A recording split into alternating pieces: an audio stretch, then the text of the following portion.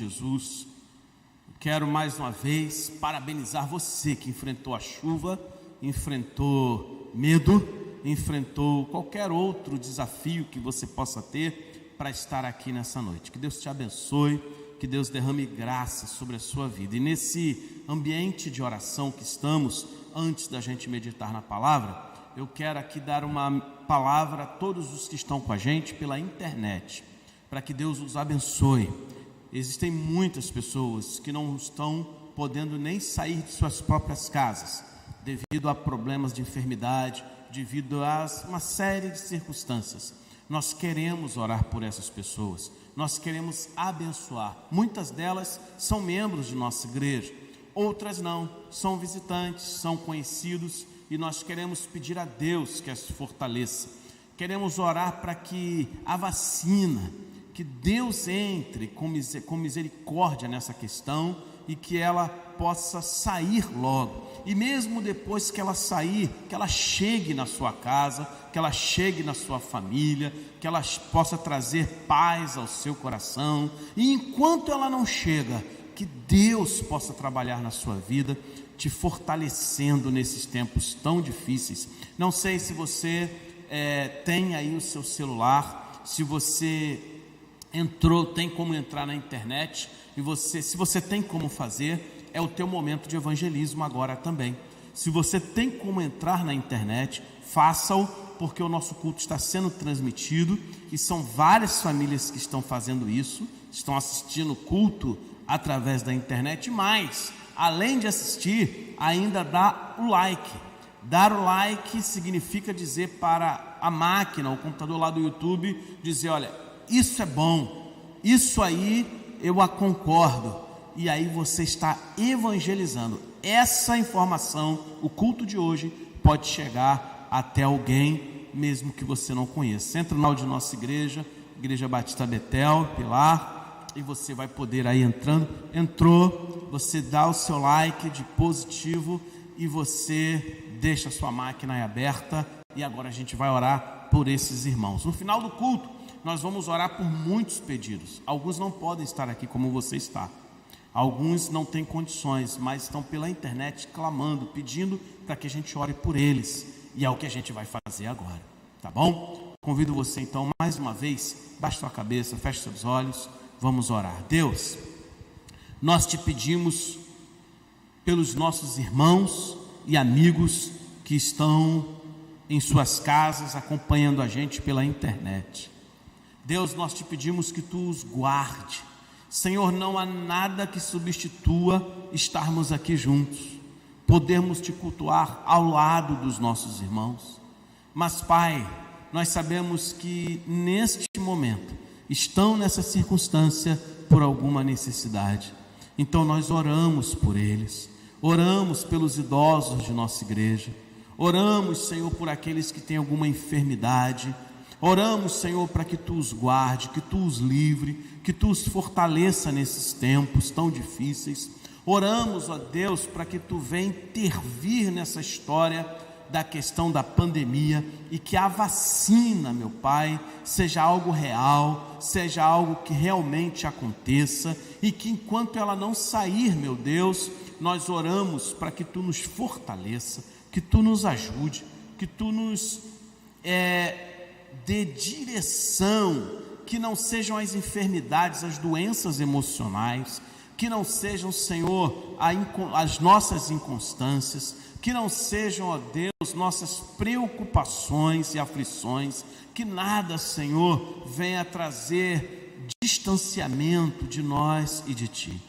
Deus, nós oramos te pedindo pelos irmãos que estão em suas casas e pelos irmãos que aqui estão também. Continua, fala com a gente, em nome do Senhor Jesus é que nós oramos, amém e amém. Aleluia. Abra sua Bíblia, meu irmão, texto deste dia. Você que está com a gente, você que caiu de paraquedas na Igreja Batista Betel em Pilar, nós, como você ouviu, acabou de ver aí a irmã Jane falando, nós estamos em plena campanha. Hoje é o 21º dia da nossa campanha. de oração. E se você não se enganjou por alguma razão, ainda dá tempo de você se empenhar em fazer suas devocionais, de você se empenhar em fazer seu jejum, as suas orações. Eu não comprei o livro, pastor. Não tem como fazer que nada, irmão. Pega de alguém que tem, tira a foto das devocionais da semana e faça. Quem quer, faz. Quem quer, não usa de desculpas. Quem quer, encontra tempo. Quem quer, acorda mais cedo. Quem quer, dorme mais tarde. Quem quer, abre mão de alguma coisa. Então não dê desculpa, porque Deus sabe que são nossas desculpas. Vai firme, vai com ousadia e coragem. Faz sua devocional, lê a sua Bíblia, se aproxima mais de Deus.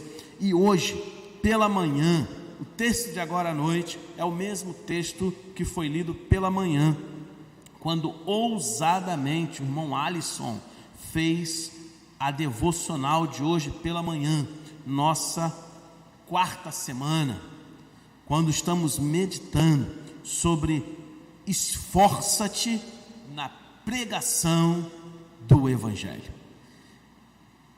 Atos capítulo 14.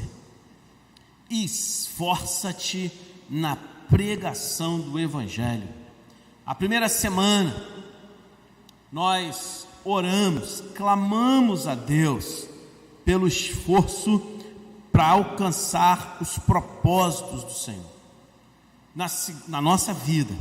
Depois nós oramos para sermos um culto agradável a Deus. Oramos e jejuamos para que isso acontecesse, para que a nossa vida fosse esse culto e nós não achássemos que é só esse momento que nos reunimos aqui juntos. Na terceira semana nós oramos que essa que passou agora, para que nós fôssemos esta participação ativa na igreja, para que investir a nossa vida na proclamação, na igreja de Jesus, fosse algo real. Oramos e meditamos, textos maravilhosos foram essa semana sobre isso. E agora, essa semana que entramos, a oração, o jejum eu quero participar da pregação do Evangelho. Para isso, eu preciso me esforçar. E aí, Atos capítulo 14, em Icônio é o texto. Diz assim: em Icônio, Paulo e Barnabé, como de costume, foram à sinagoga judaica. Ali falaram de tal modo que veio a crer grande multidão de judeus e gentios. Mas os judeus que se tinham recusado a crer incitaram os gentios e irritaram-lhes os ânimos contra os irmãos. Paulo e Barnabé passaram bastante tempo ali, falando corajosamente do Senhor, que confirmava a mensagem de sua graça, realizando sinais e maravilhas pelas mãos deles. O povo da cidade ficou dividido. Alguns estavam a favor dos judeus, outros a favor dos apóstolos. Formou-se uma conspiração de gentios e judeus com os seus líderes para maltratá-los e apedrejá-los. Quando eles souberam disso, fugiram para as cidades licaônicas de Listra e Derbe e seus arredores, onde continuaram a pregar as boas novas. Amém? Vamos falar com Deus? Senhor, nós meditamos neste texto ainda agora pela manhã. Senhor, Tu falaste tanta coisa ao nosso coração. Deus, mas nesta nova meditação deste mesmo texto, Senhor, continua falando, continua ecoando na nossa mente, no nosso coração, aquilo que Tu queres falar. Continua, Senhor, fazendo mover com Teu Espírito Santo. Continua, ó Deus, trabalhando no nosso coração e na nossa mente. No nome precioso de Jesus, nós nos consagramos a Ti. Nós Te pedimos, Senhor, que Tu venhas e de forma bem particular, Tu fale aos nossos corações. Assim nós oramos, no nome de Jesus. Amém e amém. Aleluia. Irmãos, quando a gente lê esse texto, quanta lição, quanta coisa Deus tem a nos falar no mesmo texto. Porque a gente observa logo que como a vida de Paulo e de Barnabé é a nossa vida. Sabe por quê? Porque independente da cultura, do país, do lugar, do tempo em que uma pessoa vive, pregar o Evangelho de Jesus será sempre um grande desafio. Nunca foi fácil pregar o Evangelho de Jesus, e nunca será em tempo nenhum. A nossa geração vai passar, todos que estão aqui um dia serão sepultados, e as novas e futuras gerações que virão falarão das dificuldades que vão encontrar no seu tempo.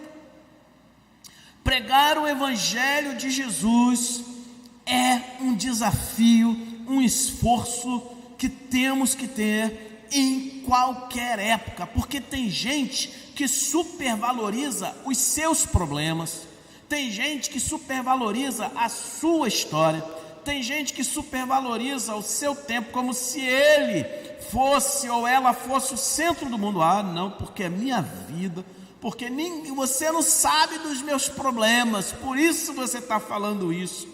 Não, você não sabe o que eu tenho passado, é por isso que você está com essa história aí. É como se só aquela pessoa, ou só aquela família tivesse aqueles problemas, tivesse aquelas situações difíceis que estão enfrentando. Não, todos nós passamos por lutas, e não queira ter o problema do outro, não queiras ter a vida de outra pessoa. Você tem na medida que você pode suportar e carregar. Deus está contigo, Ele te supre, caminha ao lado dEle, Ele vai te ajudar no que você está vivendo. Amém ou amém?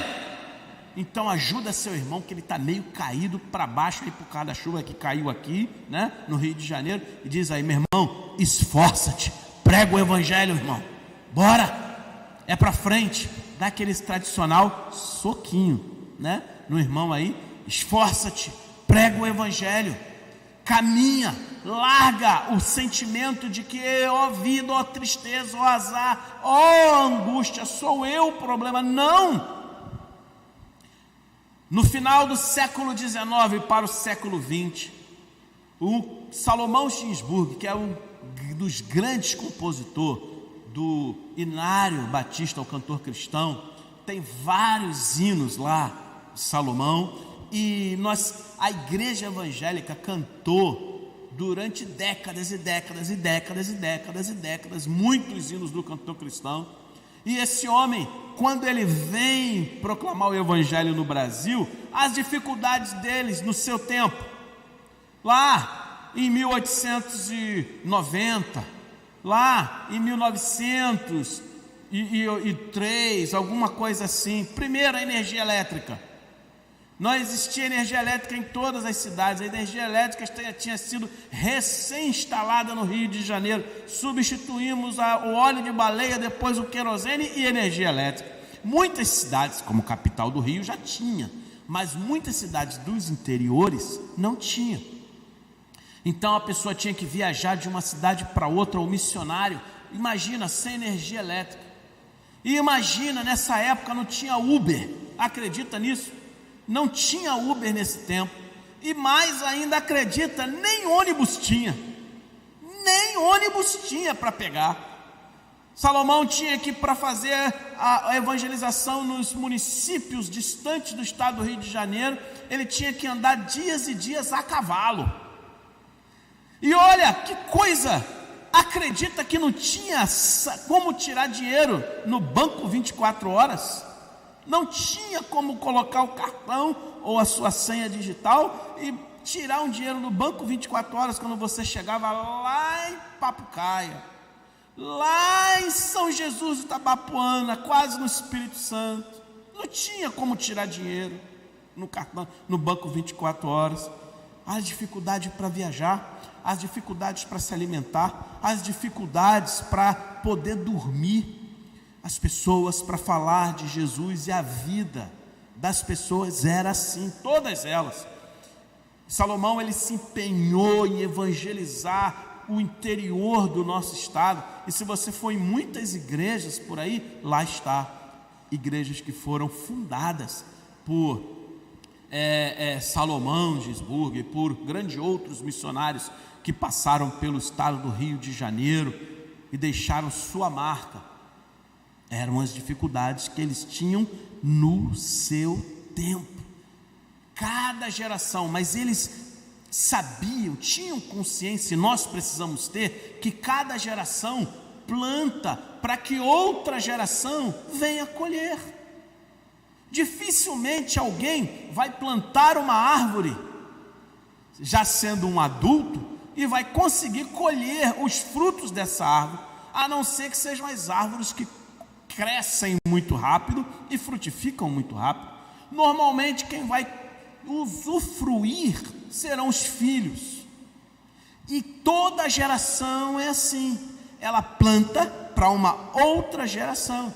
E esses que viveram isso aí, plantaram uma igreja para a geração que vinha, a geração dos baby boom, são os que nasceram em 1940 e foram entre 1900 e mais ou menos 45 até 1961.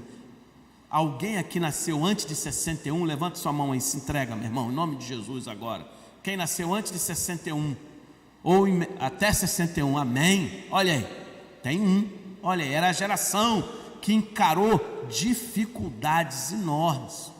Por quê? Por causa das lutas, da guerra, da ameaça da grande guerra, da dificuldade que era a vivência nesse tempo, a dificuldade que era para a pessoa ter e guardar para o futuro.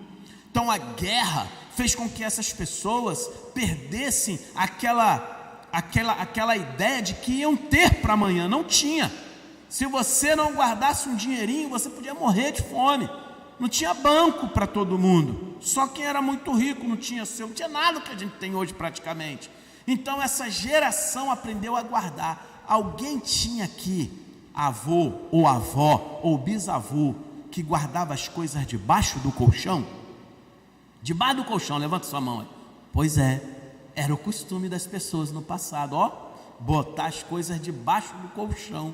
Botar debaixo do colchão para as pessoas significa, estou guardando. Era o que tinha de valor para aquela pessoa. Então as pessoas botavam muitas vezes pastas com documento dos seus antepassados debaixo do colchão. Botavam dinheiro debaixo do colchão. Botavam alguma coisa que para elas tinha valor, porque eles tinham de guardar as coisas. Essa geração veio, encarou suas dificuldades, passou para a próxima geração que veio, semeou a vida, semeou o evangelho para as próximas gerações que vieram.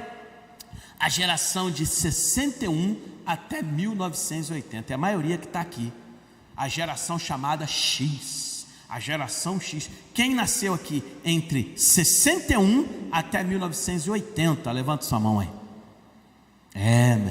Essa geração aí, esse grupão aí que nasceu nesse período, e esse período já foi a transferência, os problemas que nós enfrentamos na nossa juventude, a questão de 64, a questão de como era o nosso país, né? As leis, a ditadura e o emprego, e você sabia que não podia ficar na rua de qualquer jeito, não podia jamais sair na rua sem um documento, que você seria pego pela patrulhinha, não podia ficar dando bobeira, e era complicado viver nessa época toda de ditadura, de clima político tenso, complexo no nosso país. Mas essa geração, ela viveu, ela evangelizou, ela venceu o seu tempo, ela está aqui hoje, já a sua maioria com seus 50 e poucos anos, já a sua maioria já caminhando, já sendo avô. Ela viveu, ela enfrentou o seu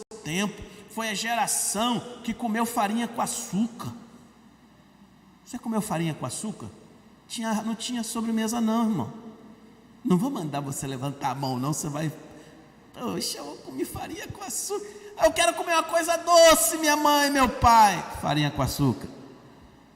Era o que tinha para comer. Não existia essa facilidade de coisas gostosas. Vai lá na padaria e compra um brioche doce ou então um folheado de abacaxi com banana. Não existia essas coisas. Não existia padaria para vender pão doce gostoso como era. Ou quando tinha, nem todo mundo podia comprar. Essa geração venceu, essa geração conquistou, essa geração transmitiu. Aí chega a próxima geração, foi a chamada a geração Y. Foi o pessoal que nasceu de 81 até 1995. De 81 até 95. Levanta a mão, quem nasceu até essa data aí? Levanta a mão aí. Olha aí, já tem um grupo menor, né? Mas tem gente demais nessa geração. 81 até 95. Essa geração é a geração que o pessoal imaginariamente, porque não é, né? São os eternos adolescentes. É o pessoal que já está chegando aos 35, mas gosta do videogame. Joga um videogame que é uma beleza. É aquela geração no imaginário de eterna adolescência. Não é, já são adultos já. Mas já chegaram, já nasceram com características do que viria. Já nasceram encontrando um planeta, um mundo, já demonstrando o que viria pela frente, a internet, as facilidades que viriam para frente. Essa geração veio, essa geração viveu, essa geração está aí, é a juventude hoje, é a geração que tem a força, porque depois que você faz 50, depois que você passa dos 50, você diz 40 e pouco já é por aí, já descobre que tem coluna, já descobre que tem dor de cabeça, já descobre que tem problemas de... Eu vou parar de falar de doença, porque são muitas. A gente vai descobrindo que o corpo cansa, que o corpo não é mais o mesmo de quando você era novo. E eu lembro que eu saía de uma vigília, digamos, a vigília de sexta para sábado. No sábado eu ia para Copacabana tomar banho na praia. Que energia! Se eu for para uma vigília hoje, no outro dia eu estou meio morto. Não sou ninguém. Por quê? Porque o corpo cansa, porque o corpo demonstra que não é mais o mesmo. Mas quando é jovem, é a hora da força. E aí essa juventude hoje, esse pessoal está com a responsabilidade de semear no seu tempo para a geração que já veio, que já está aí, dizendo quem é a tal da geração Z. É a geração que nasceu de 95 até 2011, 2010, né? Quem nasceu nesse período aí, de 95 para cá, levanta a mão aí. Olha aí, tem um grupão aí, é vocês. Na linguagem, né, de hoje. Vocês têm uma responsabilidade, vocês já nasceram praticamente e descobriram, já nasceram no tempo que inventaram o YouTube, né? Vocês já nasceram e alguém botou um celular na mão de vocês e vocês pequenininho, antes de aprender a falar, já começaram a mexer o dedinho e YouTube. E começou vídeo, filme, desenho. Essa geração do YouTube é a geração Z, é a geração que tem força, que fala uma linguagem que a geração X não fala, não alcança. Cada um no seu tempo, cada um na sua história. Eu estou explicando para os irmãos essa questão toda, para dizer para os irmãos, nós somos fruto disso. O que nós vivemos hoje é fruto da miscelânea dessa geração. Agora, uma coisa, independente da época que a pessoa nasceu, é comum a todas essas gerações. Nós enfrentamos desafios hoje. Nós vivemos numa sociedade líquida. Sociedade líquida porque o que era valoroso no passado não é mais, se desfez. Nós vivemos, e isso se envolve relacionamentos, amizade, namoro, casamento, relacionamento com os pais. Hoje em dia eles se desfazem e são trocados, porque vivemos no tempo em que não se valoriza mais as pessoas, e sim as coisas. As pessoas, vivemos no tempo em que se valoriza a estética e não a essência. A pessoa pega o seu celular, tira uma foto e põe na internet, sorri e põe na internet, no Facebook, no Instagram. Por dentro, essa pessoa está cheia de dores, de mágoas, está cheia de depressão, ansiedade, mas aquela riu, e aquela mostra para todo mundo uma pessoa que ela não é, e ela posta uma coisa que ela não é, e quem vê acredita que ela é aquilo que ela postou, fazendo biquinho, ou então correndo, malhando na rua, caminhando. A pessoa acredita que as outras são aquilo que postaram numa foto, mas a pessoa não valoriza a sua essência. Ela valoriza a estética, ela valoriza como ela se vê, ela valoriza como os outros a veem, mas ela muitas vezes não dá valor ao que ela é por dentro, seus valores, sua essência. Nós vivemos nessa geração em que a verdade é relativizada. Não importa se a pessoa é mais velha, está no meio, é mais nova. Não, a verdade hoje ela é relativizada. A sua verdade pode não ser minha verdade. Como é que é isso? É relativizar uma verdade. O que é real para um não é para outro. Não, não é isso. Se é verdade, é verdade. E não importa, mas nós conseguimos valorizar uma verdade, valorizar ou relativizar, algo que é concreto, que é real e que é verdadeiro. Nós vivemos no tempo onde a fé cristã é escarnecida, onde a fé cristã ela é ridicularizada. Vivemos no tempo onde quando alguém diz que é fiel a Jesus, que toma tal decisão por amor a Jesus, com certeza essa pessoa será ridicularizada. Eu não vou comprar essa carga roubada porque eu amo a Jesus. As pessoas vão estar comprando aquela carga roubada, e alguma dessas pessoas se intitulam crente, vão estar comprando aquela geladeira, aquela carne, aquele freezer, aquele fogão roubado, porque estão precisando, como todo mundo está precisando, e vão dizer para aquele que disse que não compra: você é otário mesmo, né? Você é bobo mesmo. Por amor a Jesus, as pessoas que creem e vivem o Evangelho são ridicularizadas. Eu não vou adulterar, porque eu sou servo de Deus. As pessoas dirão: você é otário mesmo, você não sabe como é que é a vida. Por amor a Jesus, as pessoas são ridicularizadas.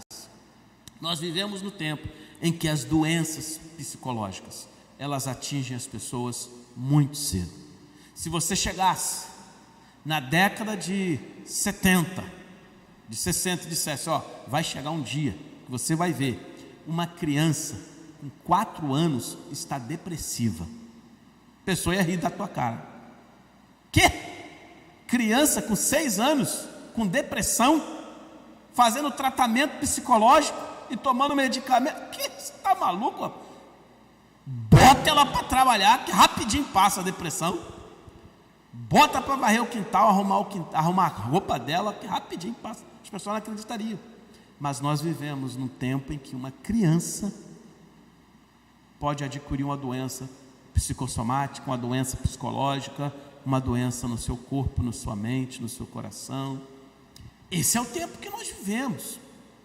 Ora, Então nós descobrimos uma coisa, de que não importa o tempo em que a gente vive, a pregação do Evangelho vai exigir de todos nós sempre esforço, coragem, porque não importa se você é um baby boom, nasceu lá até 1961, não importa se você é da geração X, não importa se você é da geração Z, não importa a geração que você enfrentou, você tem suas dificuldades pessoais, particulares, suas crises, seus problemas, e você precisa ultrapassá-los, vencê-los corajosamente, para que você seja usado por Deus no seu tempo.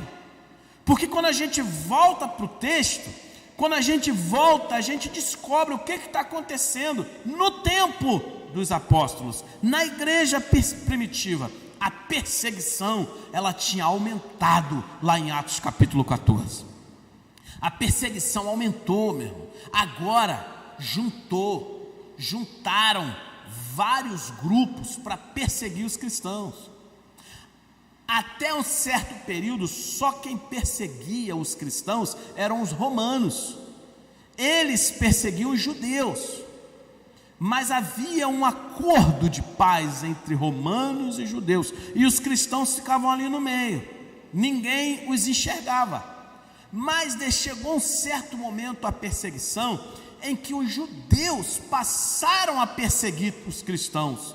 Então os romanos, grande potência militar, enxergaram os cristãos também, e eles começaram juntamente a perseguir cristãos. Então, desde Jerusalém para cá, na história da igreja primitiva, a perseguição só aumentou. Eles queriam aniquilar os cristãos. Muitos estavam sendo presos, estavam sendo mortos. Em meio a esse mundo turbulento, o Espírito Santo, que estava lá na igreja primitiva e está aqui hoje também, posso ouvir um amém? Esse mesmo Espírito Santo que atravessa as gerações, ele chama Paulo e Barnabé, ele os chama e fala através da igreja de Cristo, ele fala, ora por eles, impõe as mãos, eles serão enviados. E eles então entendem que era o Espírito Santo, e eles vão em direção à obra missionária, sem saber o que Deus ia fazer e como, mas eles vão. E nessa questão de ir, o Espírito Santo então fala com eles de cidade em cidade, por onde eles passavam. Uma dessas cidades foi a de Icônio, e ali acontecem fatos maravilhosos que envolvem esforço. Envolveu coragem dos cristãos e dos apóstolos. Nesse texto de Atos 14, a gente vê aqui uma sequência de atos corajosos que ressaltam aos nossos olhos. A primeira sequência é que eles, ao chegarem em Icônio, eles vão para a sinagoga judaica, diz o texto. Eles poderiam ir para Icônio, mas lá ficar na moita, camuflado, buscar uma outra maneira. Não, eles vão para o confronto. Eles vão para onde as pessoas provavelmente saberiam quem eles eram, cristãos. Eles partem para dentro mesmo, não tinha meio termo. Não, a gente vai para Icônio, mas chega lá em Icônio, e aluga um local, fica devagar, vai falando aqui, vai falando ali. Não, eles foram para o cerne, onde estavam os judeus, e começaram a falar de Jesus. Coragem para o seu tempo, homens valentes para a sua época. Como consequência dessa coragem, dessa ousadia, multidões se convertem, diz o texto. Pessoas ouviram a palavra pregada por eles lá na sinagoga e se convertem e se rendem ao Evangelho. Uma multidão se converte, glória a Deus, amém ou não amém? Mas tinha uma outra multidão que continuou incrédula, e essa multidão que continua incrédula cruza os braços? Não, começa a persegui-los, começa a criar, fomentar uma situação de tumulto em Icônio, para poder levar essas pessoas a desistirem de se converter, para tentar prender Paulo e Barnabé. E eles sabiam disso, dessa conspiração de judeus e de gentios. Essa conspiração de judeus e de gentios vinha por eles mesmos, irmãos. Você acredita? Não, era Satanás inflamando. Quando a Bíblia fala o mundo jaz no maligno, é verdade. Você vai ser perseguido se você for fiel a Jesus. Você não vai ser bem aceito por muitas pessoas se você insistir em abrir mão de você mesmo por amor ao Evangelho. Satanás fomenta no coração das pessoas que estão sob seu domínio ódio, rancor, e eles querem destruir a palavra da verdade. E a gente faz o quê? Vai contra eles também em guerra? Não, não é assim que a Bíblia ensina. Amor, palavras de bênção, profetizar bênção, perdão, colocar Deus na vida dessas pessoas que nos maltratam, nos perseguem. O que os apóstolos fazem? Continuam pregando. Gente corajosa. Nós nos chegamos aos pés da coragem dessas pessoas aqui. Devido à coragem, ao esforço deles, o Senhor, além de converter muita gente, diz o texto, Ele opera sinais e maravilhas, demonstrando, olha, eu estou com vocês, vai lá, continua. Milagre acontecia, muita gente via milagre de Deus naquele tempo, de todas as formas, confirmação do Senhor, Ele está ali presente. Mas o que acontece? Quanto mais milagre do Senhor, mais perseguição. Diz o texto que nós lemos, a conspiração aumentou. A conspiração aumentou a ponto deles falarem, agora vamos planejar, a gente vai dar uma surra neles, e normalmente essas coisas eram em praça pública.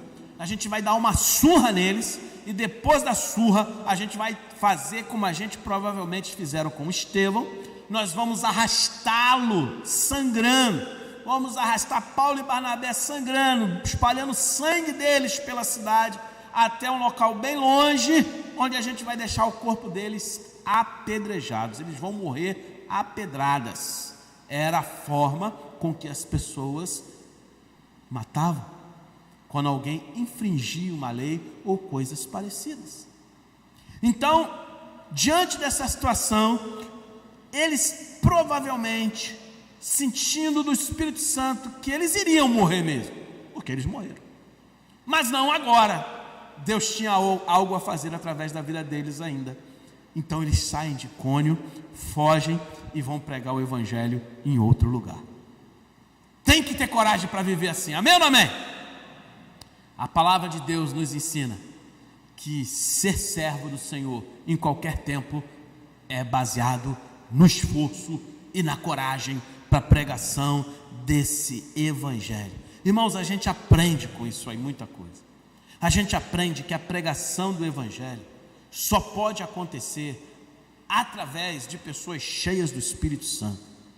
Você sabe por que nossa geração, você sabe por que você sabe por que eu, você sabe por que nós, muitas vezes não alcançamos o nosso bairro, não alcançamos nossa família, não alcançamos nossa geração, porque nós muitas vezes não damos vazão, não nos enchemos do Espírito Santo como deveríamos. Nossa preocupação, na grande maioria das vezes, está no lanche que vai ter depois de um culto. Nossa preocupação, na maioria das vezes, está no entretenimento que eu vou ter no outro dia. Nossa preocupação, na maioria das vezes, está em alguma outra coisa qualquer, e menos na salvação de pessoas, e menos na urgência que é levar pessoas a Jesus. Isso muitas vezes se transformou numa mensagem enfadonha. Se eles querem Jesus, eles que procurem, eles que corram atrás. Muitas vezes nós não sabemos, que é como o vídeo que nós vimos, o vídeo da nossa campanha hoje, foi pegando pedaços do filme,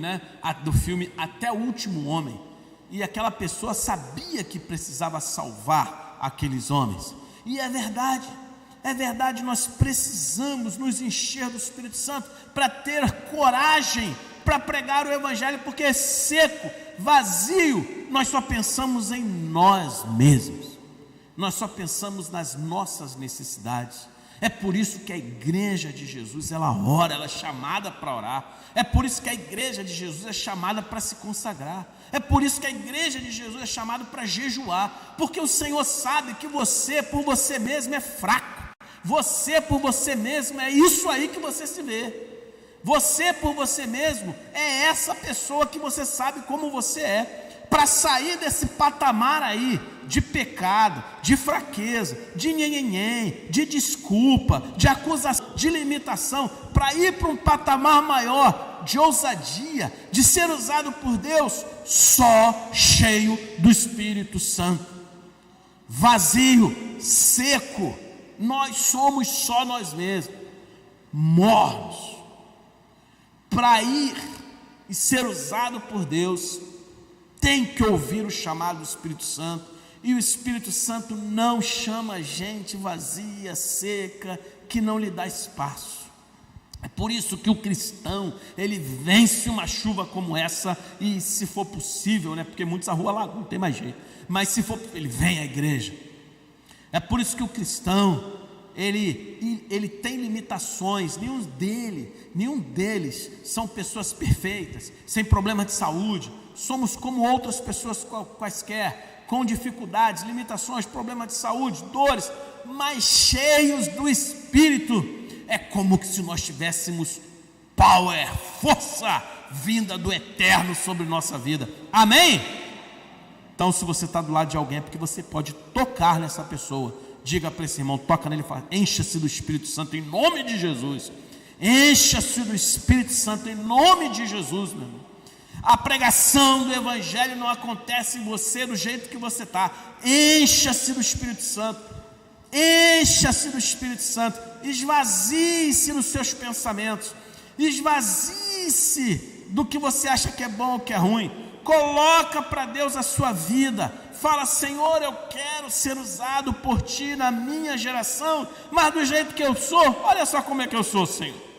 Senhor, me enche de Ti. Aí o Espírito Santo vem, nos capacita para a gente ir adiante. Amém? A gente aprende com esse texto, irmãos, que essa pregação do Evangelho, além de ser de pessoas que se encheram do Espírito Santo, são pessoas que se enchem de coragem. Pessoa covarde não pode pregar o Evangelho. Na realidade, os covardes nem herdarão o reino dos céus. Os covardes, eles ficarão para trás. Os covardes vão ouvir do Senhor: não vos conheço. O covarde é aquele que finge que é uma coisa, mas na realidade não é. O covarde é aquele que não tem condições de pregar o Evangelho, porque ele não abriu mão de coisas pequenas na sua vida. Ele não abriu mão de uma coisa boba. Ele não abriu mão de talvez de um jejum de café. Não, se eu ficar sem tomar café, eu morro. Não, se eu não comer arroz na hora do almoço, o mundo cai na minha cabeça. Ele não consegue abrir mão de uma coisa única, por um período pequeno, limitado, para dizer: Senhor, eu quero ser cheio do Espírito. E demonstrando isso, Senhor, eu abro mão dessa coisa pequena, mas Senhor, eu quero demonstrar: me enche, me enche. Covarde, ele não pode ser cheio do Espírito. O covarde, ele não pode pregar o Evangelho, ele não tem coragem. Ele não tem coragem, ele cala. Ele fica com medo de algo que nem é para dar medo. Ele se cala diante das circunstâncias. Para pregar o Evangelho tem que ser cheio do Espírito Santo. Para pregar o Evangelho tem que se encher de coragem do Senhor. A pregação do Evangelho a gente aprende com esse texto. Mesmo o Senhor fazendo-se muitos sinais e maravilhas, muitos não se converterão. Quem prega o Evangelho tem que deixar o Senhor fazer frutificar. Não pode esperar que aconteça como esperava que deveria acontecer. Tem que ser de acordo com o Senhor que faz crescer a semente. Porque muita gente fica apostando todas as fichas todas as fichas nos sinais e nas maravilhas do Senhor. Muita gente só acredita que o Espírito Santo está no local se houver sinais e maravilhas. Nós estamos vendo aqui claramente, havia sinais e maravilhas em Icônio, milagres sobrenaturais aconteciam, porém multidões não se converteu. Tem pessoas que nem pela dor vão se converter, vão sofrer, vão apanhar, vão padecer, mas não muda, o coração delas não quer. Tem pessoas que vão ver milagres, vão ver o cego enxergar, vão ver um paralítico andar, vão ver uma pessoa já que está no caminho da morte, talvez com todos os exames prontos, vai morrer, vão ver essa pessoa ser curada, ser restaurada, e o outro exame está ótimo, novo, bom, foi curado, o que aconteceu? Ninguém entende, mas ela não vai se converter, porque o coração dessa pessoa não quer o Senhor. Então quem prega o Evangelho tem que entender, quem faz crescer a semente é o Senhor. E a gente aprende com esse texto, irmãos, quando na pregação do Evangelho, quando uma porta se fecha, é porque Deus está abrindo outras. Muitas vezes, sair de um lugar é muito difícil, mas o Senhor usa circunstâncias adversas para que aquele missionário aprenda que ele não foi plantado ali eternamente, mas que ele precisa entender que ele tem que olhar para outros campos que estão brancos também para a ceifa. Quando as portas se fecharam completamente em Icônio, Paulo e Barnabé entendem, agora tem outro campo branco, o Senhor está fechando aqui, é porque tem um outro campo que precisa ser semeado, aqui encerrou. Quando a pregação do Evangelho nos ensina que nós não devemos ficar batendo uma porta o resto da vida, não, nós precisamos entender o tempo, entender o que estamos vivendo. Houve o tempo em que a gente ia para a praça e fazia ar livre, e botava muitas caixas de som na rua, e os crentes iam lá, e cantávamos os hinos do cantor cristão, e juntos proclamávamos o Evangelho. Quem já fez ar livre aqui na rua, levante sua mão, em nome de Jesus. Olha aí, geração X, né? Um monte aqui fez ar livre na rua. Pois é, geração Y e a Z jamais, não viu isso, porque os tempos mudaram, porque nós entendemos que a pregação é de relacionamento, que a pregação é através agora de demonstração. Jesus mudou minha vida e Ele pode mudar a sua, porque enquanto não mostra que esse Jesus é real para mim, como é que eu vou falar dele para você?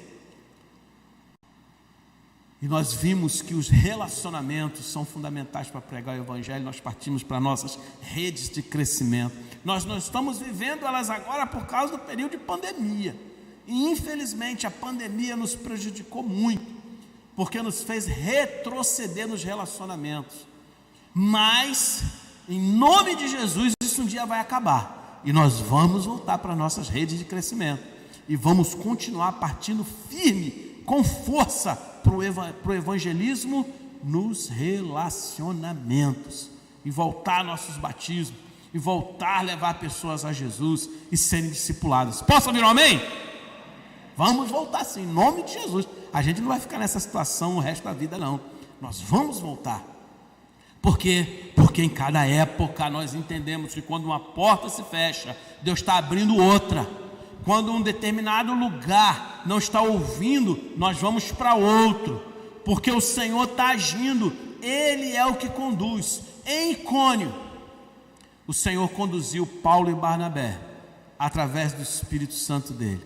Hoje, aqui, 2020, no limiar de 2021 praticamente, daqui a um mês e pouquinho, viramos o ano.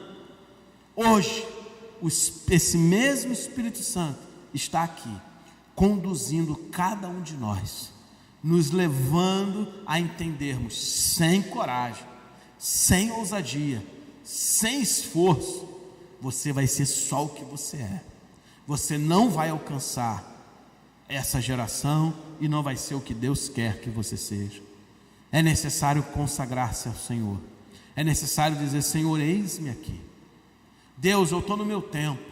Senhor, eu não queria viver o tempo nem dos meus avós, nem quero viver os tempos dos meus bisnetos. Senhor, eu quero viver o meu tempo. E eu quero ser usado para esse tempo. Senhor, me reveste de força, me capacita, me enche de ousadia, me ajuda a vencer minhas limitações. Senhor, eu quero ouvir a tua voz. Senhor, me impulsiona para frente, porque eu sei que tu podes